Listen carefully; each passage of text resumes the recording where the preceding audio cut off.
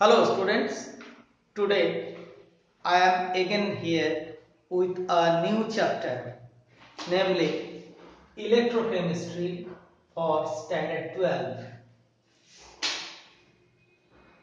তো ক্লাস 12 এর ইলেকট্রোকেমিস্ট্রি এই চ্যাপ্টারটাকে আমরা মেইনলি তিনটে ভাগে ভাগ করব। কি কি? এক হচ্ছে ইলেকট্রোকেমিস্ট্রিকে আমরা মেইনলি তিনটে পার্টে ভাগ করছি। কি কি?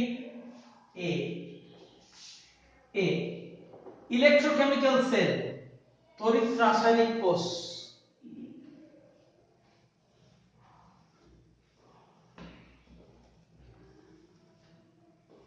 Electrochemical cell. Secondly, conductance of electrolytic solution. A, this is B. Conductance of electrolytic. And thirdly, electrolysis.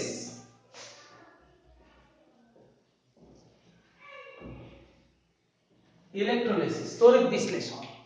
তাহলে এই তিনটে চ্যাপ্টারের অ্যামালগামেশন হলো ইলেকট্রোকেমিস্ট্রি। ফার্স্ট ইলেকট্রোকেমিক্যাল সেল, তড়িৎ রাসায়নিক কোষ। 2 নাম্বার হচ্ছে তড়িৎ বিশ্লেষ্যের পরিবাহিতা, আর 3 নাম্বার তড়িৎ বিশ্লেষণ। এই তিনটে চ্যাপ্টারের কম্বিনেশন করলে পরে আমরা পাচ্ছি ইলেকট্রোকেমিস্ট্রি। তাহলে let us start with the first one, electrochemical cell. What is electrochemical cell? তড়িৎ রাসায়নিক কোষ কাকে বলে? By definition, এটা হচ্ছে একটা সিস্টেম, একটা ব্যবস্থা যেখানে রাসায়নিক বিক্রিয়া দ্বারা by means of chemical reaction তো রাসায়নিক শক্তিটা তড়িৎ শক্তিতে রূপান্তরিত হয়। রাসায়নিক, তাহলে যে ব্যবস্থায় রাসায়নিক বিক্রিয়ার দ্বারা মানে রাসায়নিক শক্তি তড়িৎ শক্তিতে রূপান্তরিত হয়, সেই রকম ব্যবস্থাটাকে বলা হয়। অথবা উল্টোটা, অথবা তড়িৎ, তার মানে আমরা বলতে চাইছি কি কেমিক্যাল এনার্জি, রাসায়নিক শক্তি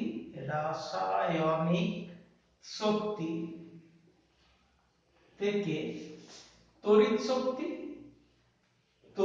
শক্তি অথবা উল্টোটা, তড়িৎ শক্তির সাহায্যে তার সাহায্যে রাসায়নিক বিশ্লেষণ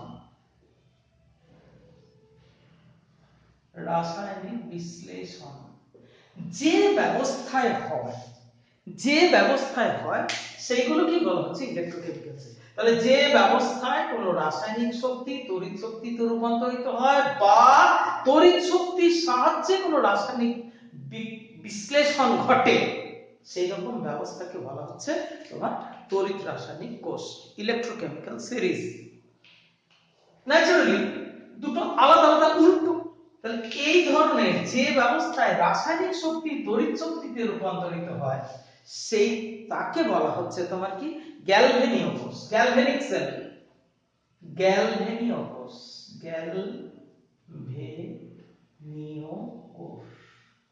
তাকে বলা হয় গ্যালভেনীয় কোষ।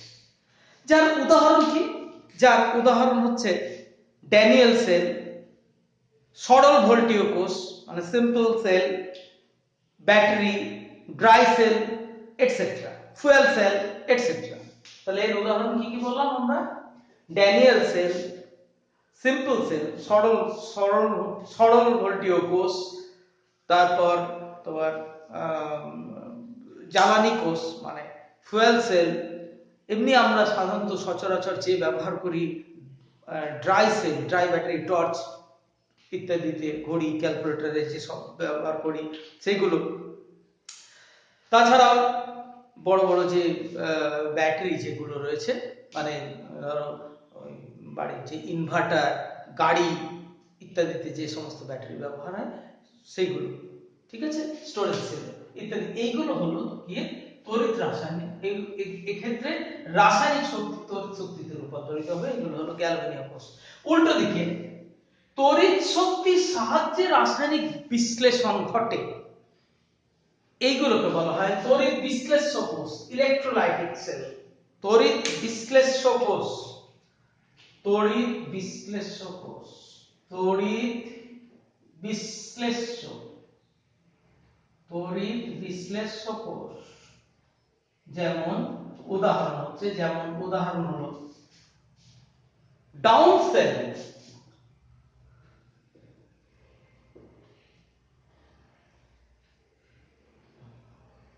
ডাউন মানে ডাউন সেল, এক্ষেত্রে NaOH মানে সোডিয়াম মেটাল তৈরি করা হয়।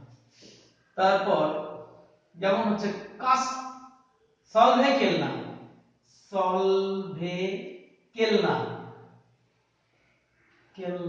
সলভেকেলনা সেল। তারপর যেমন হলো হল and Hero sell, like this. মানে যে এই সমস্ত জায়গায় তড়িৎ বিশ্লেষণের ব্যবহারিক প্রয়োগ করা হয় এরকম। মোট কথা এটা হলো তড়িৎ বিশ্লেষ্য কোষ। তড়িৎ বিশ্লেষ্য কোষ মানে যে ক্ষেত্রে কোনো না কোনো তড়িৎ বিশ্লেষ্য পদার্থের তড়িৎ বিশ্লেষণ করা হয়।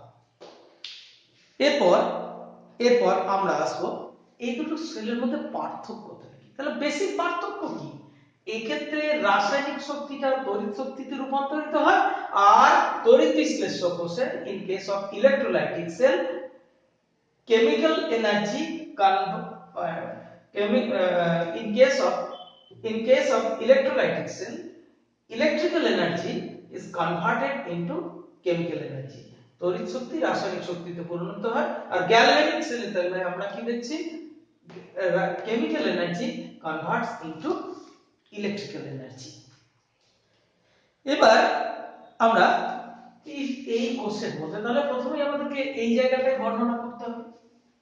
Let us start with a simple example of Daniell cell।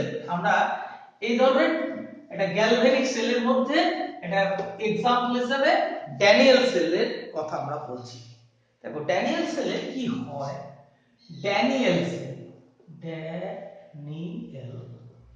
Daniel কোষ, তার গঠন আমরা এবং কার্যপ্রণালী আমরা ব্যাখ্যা করার চেষ্টা করছি। We have to take, আমাদের দুটো আলাদা আলাদা পাত্র নিতে হবে। একটা পাত্রের মধ্যে সাধারণত এই ক্ষেত্রে জিঙ্ক সালফেট ZnSO4 তার অ্যাকুয়াস সলিউশন নেওয়া হয়, আর in it a zinc rod is dipped into it, একটা জিঙ্কের দণ্ড এর মধ্যে ডুবিয়ে রাখা হয়। তার মানে জিঙ্ক সালফেট দ্রবণের মধ্যে জিঙ্কের দণ্ড। অন দ্য আদার হ্যান্ড অন্য পাত্রে একটা কপার সালফেট দ্রবণের মধ্যে CuSO4 অ্যাকুয়াস সলিউশন, তার মধ্যে একটা copper rod, metallic copper rod, this is zinc rod is dipped in the solution. Now a conducting wire, একটা তার দিয়ে যদি এই দুটোকে যোগ করা হয় তাহলে দেখা যাবে এর মধ্যে দিয়ে তড়িৎ প্রবাহিত হচ্ছে। এবং ন্যাচারালি প্রশ্ন যে এখানে কি এমন ঘটলো যে এখানে তড়িৎ প্রবাহ হচ্ছে, দেখা যাক। এর যদি আমি প্রথমে কিন্তু ফ্যাক্ট বলছি, এটা সায়েন্স বলছি না, প্রথমে ফ্যাক্টটা বলবো এবং তার ব্যাখ্যাটাই হলো সায়েন্স। এই জায়গাতে এটাকে সাধারণত এই ক্ষেত্রে হয় কি, Zn, ভালো করে দেখো, এই Zn rod is made of Zn atom, প্রচুর পরিমাণ জিঙ্কের পরমাণু এরকম করে নিয়ে তৈরি হয়েছে। এগুলো হচ্ছে সব জিঙ্কের পরমাণু। This Zn gives up, এই অ্যাটম গুলো gives up 2 electron to become Zn2+। আমরা জানি এই রিঅ্যাকশনটা হচ্ছে একটা অক্সিডেশন রিঅ্যাকশন। তাহলে এখান থেকে যদি এটা কেমন ছিল, সলিড ছিল, এটা Zn, এটা ছিল তোমার সলিড অবস্থায়, আর এটা যখন তৈরি হয়ে গেল এটা Aq অ্যাকোয়া স্টেটে, মানে এটা জলে গলে গেল, AQ জলে দ্রবীভূত হয়ে যাচ্ছে, ঠিক আছে। এই প্রসেসটা হলো তোমার কি অক্সিডেশন, কারণ লস অফ ইলেকট্রন। তাহলে এই ইলেকট্রন, বাড়তি ইলেকট্রন, এরা যে এখান থেকে একটি ইলেকট্রন যে চলে গেল, এখান থেকে যে একটা ইলেকট্রন এখানে মানে Zn টা যখন Zn2 প্লাস হিসাবে, মানে এটা ছিল Zn, এটা হয়ে গেল Zn2 প্লাস, এই সলিউশনের মধ্যে এলো, তাহলে এর বাড়তি যে ইলেকট্রন সেটা কোথায় থেকে যাবে, এইখানে মধ্যে থেকে যাবে। তাহলে এইটা গেল, আবার এটা এখানে আসলো, এখানে আসলো, উইথ রেসপেক্ট টু টাইম। তাহলে আমি দেখতে পাবো কি, এটা যত চলে চলে যাবে এটা আস্তে আস্তে আস্তে ক্ষয়প্রাপ্ত হতে শুরু করবে, এটা আস্তে আস্তে তার মানে এর সাইজ ধীরে ধীরে ধীরে ধীরে ক্যারট শেপের মতো হতে লাগবে, ঠিক আছে, এরকম হবে। And at the simultaneously this electron will be deposited, this electron which is given up by the zinc rod will be deposited in the rest part of the rod, that is এই জায়গাতে এই জিঙ্কের দণ্ড থেকে access electron থেকে যাবে, এটা এই ঘটনাটা এই ক্ষেত্রে হয়। এবার আমরা যেখানে অক্সিডেশন প্রসেসটা হয়, এইটাকে ইলেকট্রোড বলা হয়, তড়িৎদ্বার। এইটাকে বলা হচ্ছে যে তড়িৎদ্বারে, মানে the electrode where oxidation reaction takes place is known as, is termed as anode. So it is anode, A-N-O, anode. Again I am saying, I am telling you the fact of why this type of reaction takes place. I have not explained it, you have to give some time to explain it. Then on the other hand, এই জায়গাটায় কি হয়, এই জায়গাটায় কি হচ্ছে, এক্ষেত্রে এই যে Cu2 plus where from CuSO4.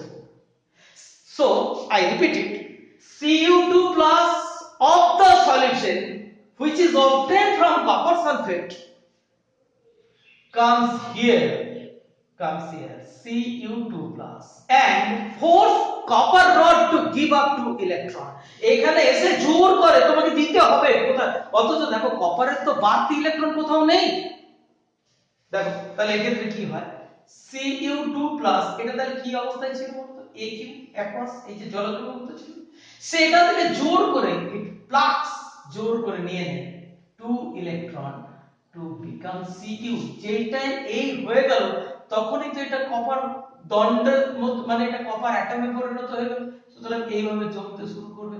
So with respect to time which we will see, আমরা দেখতে লাগবো সময়ের সাপেক্ষে এটা একটু মোটা হতে শুরু করবে, ঠিক আছে। এই বিক্রিয়াটা এটা হয়ে গেল সলিড অবস্থায় ছিল, এই প্রক্রিয়াটাকে আমরা কি বলি, gain of electron is known as reduction, REDN, এটা হচ্ছে রিডাকশন, এটা হলো অক্সিডেশন, এটা হলো রিডাকশন। এবং বিজ্ঞান এটা কি বলে, the electrode where reduction reaction takes place is known as cathode, anode where oxidation reaction takes place and where reduction reaction takes place is known as cathode. So it is cathode, and this is anode. Now দেখো তাহলে এই ক্ষেত্রে আমরা আগে কি বলেছিলাম, যে excess of electron which is given up, the electron which is given up by zinc atom will be deposited in the rest part of the zinc rod. On the other hand, the deficiency of electron will occur in the rest part of the copper rod. যেহেতু এই দ্রবণের মধ্যে copper Cu2 plus গুলো, দ্রবণস্থিত Cu2 plus গুলো এই দণ্ড থেকে অতিরিক্ত একে নিয়ে নিচ্ছে, তাহলে সেক্ষেত্রে ইলেকট্রনের ঘাটতি হবে। Now if a conductor wire, if we make a connection through a conductor wire, এই তার দিয়ে যদি যোগ করি তাহলে ইলেকট্রন কি করবে, ইলেকট্রন এই ক্ষেত্রে বাড়তি ইলেকট্রন আছে, ইলেকট্রনের বাড়তি, আর এই দিকটা ডেফিসিয়েন্সি ঘাটতি, তাহলে যে দিক থেকে বাড়তি ইলেকট্রন আছে ঘাটতির দিকে, তাহলে ফ্লো অফ ইলেকট্রনটা হবে এই দিকে, আর বাই কনভেনশন উই নো যেদিকে ইলেকট্রনের ঘাটতি মানে যেদিকে ইলেকট্রন ফ্লো হয় তার উল্টো দিকটাকে বলা হয় তড়িৎ প্রবাহ। অর্থাৎ আমরা দেখতে পাচ্ছি মানে কপারের দিক থেকে কপার ইলেকট্রোড মানে ক্যাথোড থেকে অ্যানোডের দিকে যেন ইলেকট্রিক ফ্লো হয়। তাহলে এই হচ্ছে এর কারণ। কিন্তু কারণ মানে কি, আমি তো ফ্যাক্ট বলেছি, কেন হয় সেটা আমি এখনো কেন কারণ কি এটা কোনো সায়েন্স নয়, এটা জাস্ট একটা তথ্য বলা হলো। এবার উইথ তোমার নিশ্চয় মনে হবে উইথ রেসপেক্ট টু টাইম এইভাবে কিছুক্ষণ চলতে থাকলে পরে এখানে একে তো এই Zn2 ZnSO4 এর জন্য ZnSO4 এর নিজের জন্য Zn2+ তো ছিলই, আবার এখান থেকে Zn2+ মানে কিছুক্ষণ সময়ের মধ্যে এখানে ভর্তি Zn2+ হয়ে যাবে, মানে concentration of the Zn2+ will be high with respect to time, প্রচুর বেশি হয়ে যাবে। On the other hand, the concentration of the copper ions will decrease with respect to time, কারণ এই ক্ষেত্রে দ্রবণের মধ্যে স্থিত যে কপার যেগুলো ছিল সেগুলো তো কপারে পরিণত হয়ে যাচ্ছে। তাহলে সময় সাপেক্ষে এই জায়গাতে কপার আয়নের পরিমাণ যদি কমে যায় তাহলে রিলেটিভলি আমরা কি বলতে পারি, সালফেট আয়নের পরিমাণটা বেড়ে যাচ্ছে। তাহলে একটা ইমব্যালেন্স সিচুয়েশন আসছে। To make it balance salt bridge is installed between them, একটা salt bridge লবণ সেতু। What is salt bridge and what is its role? Now I am describing it, আমি বলছি দেখো এটাকে বলা হয় salt bridge, is salt bridge লবণ সেতু। লবণ সেতু লবণ সেতু কি, প্রথমে ফার্স্ট অফ অল এটা তোমাকে এরকম একটা কাচের দণ্ড নিতে হবে। You have to take a glass rod, glass tube, you have by hole, ভিতরটা ফাঁকা আছে। Now you prepare agar agar sol, agar agar এটা ঘাস, তার দেহ থেকে এক ধরনের আঠার মতো সাবস্টেন্স, আঠালো সাবস্টেন্স, জিলেটিনিয়াস সাবস্টেন্স পাওয়া যায়। আগার আগার অনেকটা সাবুর আঠার মতো, ভাতের ফেনা জমে গেলে যেমন হয় সেই রকম দেখতে, সেটা একটা agar gel you have to prepare. Agar প্যাকেটের মধ্যে পাওয়া যায়, সেটাকে গরম জলে গুলে আগার জেল, এটা কোনো এমন কিছু ঘটনা না। তার মধ্যে সিলেক্টিভলি কিছু সাবস্টেন্স আছে, আইদার তুমি নাও KCl or now ammonium NH4 NO3 like this, এরকম কিছু সাবস্টেন্স তুমি নিতে পারো। সাধারণত এইটাকে খুব বেশি পরিমাণ ব্যবহার করা হয়। এটা নিলে পরে এর সঙ্গে এটাকে মিক্স করা হয়, then you prepare a agar gel consists of KCl, yes, and you make এই ব্যাপারটা এইভাবে তোমাকে টেনে নিতে হবে। কেমন করে মুখের সাহায্যে এটাকে পাম্প করে নিতে হবে, এইভাবে এইভাবে এইভাবে টেনে নিতে হবে। তাহলে ইট উইল ফিল্ড আপ, এটা এই আগার জেল উইথ KCl এটাকে ফিল্ড আপ করে। Then this rod you have to convert it into U shape. কি করে করতে হয় দেখো, একটা ফ্লেম আগুন জ্বলছে, এবার এইখানটা দিতে হবে এভাবে, দেখো এই আগুনের মধ্যে এইটাকে দিয়ে দু হাতে করে নিয়ে এরকম করে বাঁকিয়ে দিলেই আলটিমেটলি এই শেপটাকে তোমাকে এইরকম ভাবে বানিয়ে নেওয়া হবে। এটা ইউ শেপের নল, এইভাবে এটা একটা solvent. Then you have installed it. Now I will try to describe the role of this. তাহলে আমরা বলছিলাম এই গেল সল্ট ব্রিজ। এবার now the role of salt bridge. দেখো সল্ট ব্রিজের কাজ কি, তাহলে সময়ের সঙ্গে সঙ্গে কিছু সময় পরে তুমি দেখবে যে এখানে জিঙ্ক আয়নের পরিমাণটা অত্যন্ত বেড়ে গেল। এর কাজ হচ্ছে কিছু এক্সেস Zn2+, মানে এখান থেকে কিছু K+, এখান থেকে এখানে এক্সেস Zn2+ এখানে চলে যায়, এর মধ্যে চলে যায়, বিনিময়ে কিছু K+ চলে আসে এখান থেকে K+, এখানে সরি উল্টো হলো এই যে Cl- of KCl, এখানে ছিল KCl K+, এই Cl- কিছু পরিমাণ এখানে চলে আসে। আর তার জন্য যে জায়গা ফাঁকা হলো সেই জায়গাটা এই এক্সেস কিছু জিঙ্ক আয়ন এখানে চলে গেল উল্টো দিকে, তাহলে অ্যাজ এ রেজাল্ট এখানে কিছুক্ষণ রিলিফ হয়ে গেল। আর তা না হলে এখানে অতিরিক্ত Zn2 প্লাস আসার জন্য এই অঞ্চলটা পজিটিভলি চার্জ হয়ে যাচ্ছিল অনেক বেশি পরিমাণে। ঠিক আছে, এবার উল্টো দিকে এখানেও দেখো আমি কি বলছি, with respect to time copper আয়নের পরিমাণটা অনেক কমে যাচ্ছে, আর উল্টো দিকে তাহলে কপার আয়নের পরিমাণ কমে যাওয়া অর্থাৎ সালফেট আয়নের পরিমাণ বেড়ে যাওয়া, তাহলে এক্ষেত্রে হয় কি কিছুটা পরিমাণ K প্লাস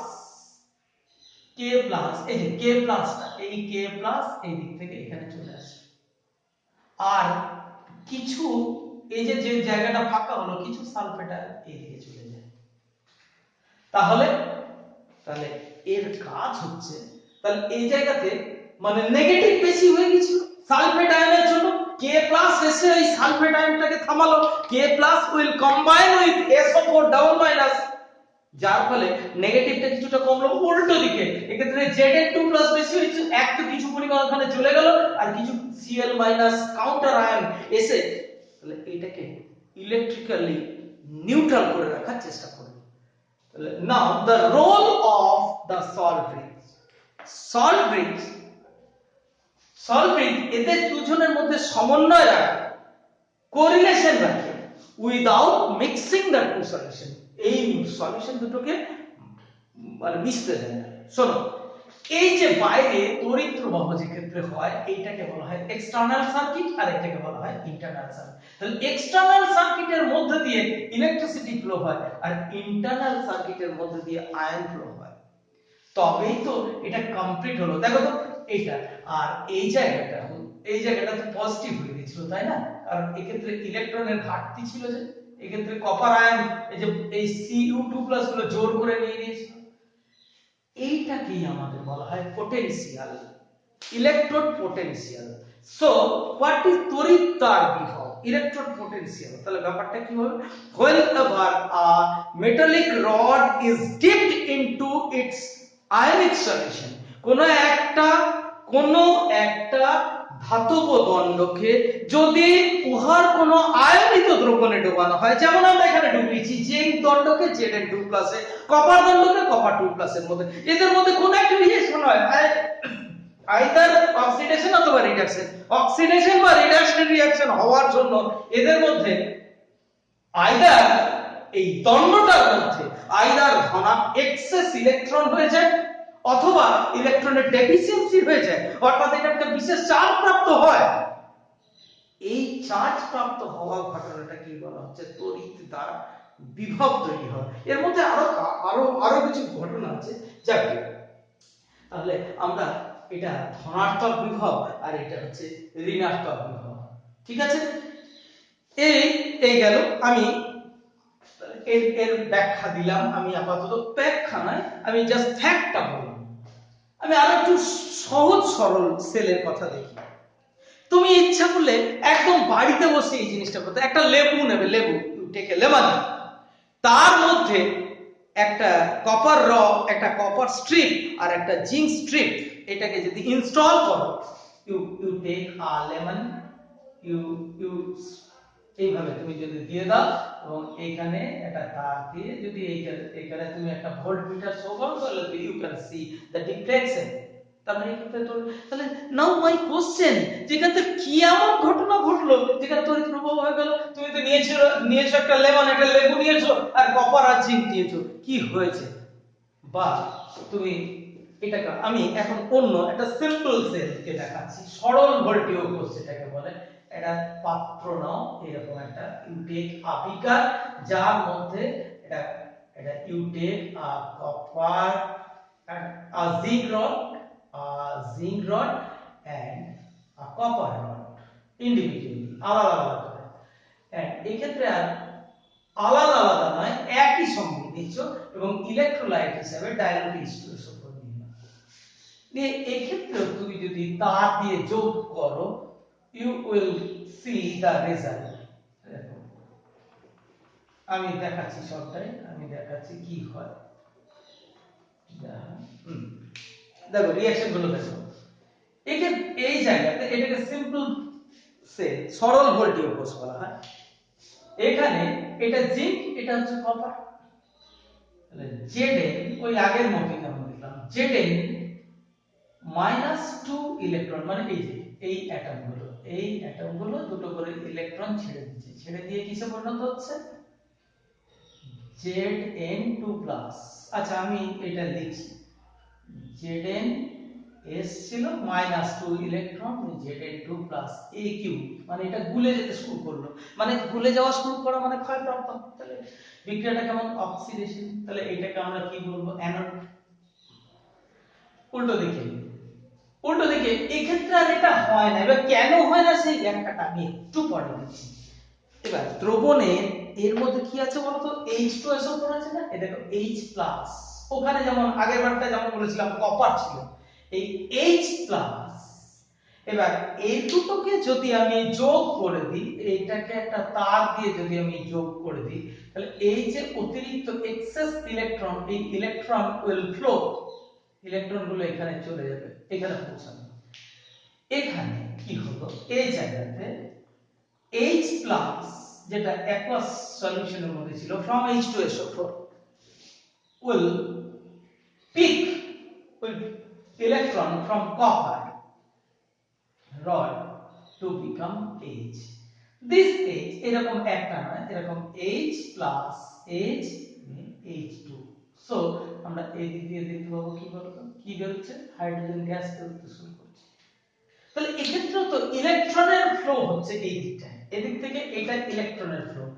এক্ষেত্রে এই সেলটায় জিঙ্ক, মানে with respect to time the corrosion of zinc will be seen. তার মানে জিঙ্কের দণ্ডটা আস্তে আস্তে আস্তে আস্তে ক্ষয়প্রাপ্ত হতে শুরু করবে, কিন্তু কপার দণ্ডের ক্ষেত্রে কিছু হবে না। বাট কপার দণ্ডটা পাশ দিয়ে, তাহলে টোটাল ওভারঅল সেল রিঅ্যাকশন যদি আমি বলি, এরকম একটা একটা তো হচ্ছে না, দেখো 2, এটা 2, মানে এই যে দুটো ইলেকট্রন ছাড়লো, দুটো দিয়ে H2 হয়ে যায়। ওভারঅল সেল রিঅ্যাকশন কি হলো? তাহলে এটা অ্যানোড আর এটা হয়ে গেল। এই ক্ষেত্রে যেহেতু কি রিঅ্যাকশন হচ্ছে? REDN রিডাকশন রিঅ্যাকশন হচ্ছে। Ca cathode. এই ক্ষেত্রে কি হয়? Zn S plus 2H plus Aq, এইটা কেটে গেল, তাহলে কি হয়ে গেল? Zn2 plus Aq plus H2। এটা গ্যাস, গ্যাসিয়াস কন্ডিশন, গ্যাস। এর ওভারঅল সেল রিঅ্যাকশনটা আমি মিস করে গেছিলাম, আমি দেখাচ্ছি। এটা Aq অ্যানোডে, আর ক্যাথোড রিঅ্যাকশনটা আমাদের কি হয়েছিল আগেই তোমরা দেখেছো। ক্যাথোড রিঅ্যাকশনটা হয়েছিল Cu2 plus plus 2 ইলেকট্রন, এটা ছিল রিডাকশন রিঅ্যাকশন, হয়েছিল CuS। তাহলে ওভারঅল সেল রিঅ্যাকশন মানে এই দুটো রিঅ্যাকশনের যোগফল করলে কি হচ্ছে? Zn plus Cu2 plus, এটা ছিল Aq, Cu2 plus Aq, এই দুটোতে কেটে গেল, এই হয়ে গেল Zn2 plus Zn2 plus Aq plus CuS। আমি এতক্ষণ পর্যন্ত টোটাল ফ্যাক্ট গুলো বলে গেলাম, তোমাদের একবারও নিশ্চয় মনে হওয়া উচিত যে কেন এটা হলো, এই ক্ষেত্রে এই অক্সিডেশন রিঅ্যাকশনটা হলো, এখানে রিডাকশন রিঅ্যাকশনটা হলো, কেন উল্টো রিঅ্যাকশনটাও তো হতে পারতো। এর ক্ষেত্রে রিডাকশন হয়ে এই ক্ষেত্রে অক্সিডেশন হতে পারতো। সেটা আমাদের নেক্সট ক্লাসে আমরা আলোচনা করব, কারণ আজকে আর টাইম হচ্ছে না। তাহলে সো আমাদের in our next class we will discuss about the origin of electrode potential and Nernst law. So we will meet next time. So in our next class we will discuss the origin of electrode potential according to oxidation potential, reduction potential, standard oxidation potential, standard reduction potential, and the relation between electrode potential and standard electrode potential. That's all. Thank you.